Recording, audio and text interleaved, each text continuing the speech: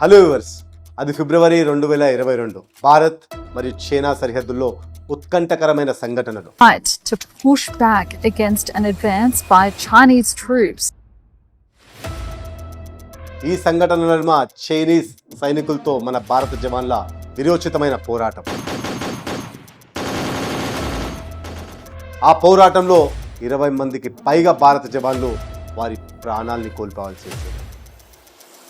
దీనికి ప్రతీకారంగా మన భారత ప్రభుత్వం చేసిన పని చైనీస్కి సంబంధించిన 50కి పైగా యాప్స్పై బ్యాన్ విధించడం.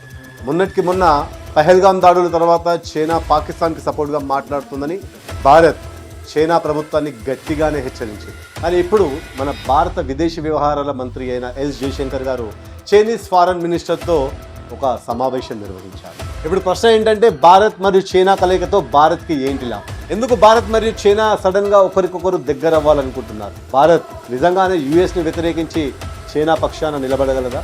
అన్నిటికంటే ముఖ్యంగా భారత్ మరియు చైనా నిజంగానే కలిస్తే 21వ శతాబ్దంలో శక్తివంతమైన అలయన్స్ని నిర్మించగలరు.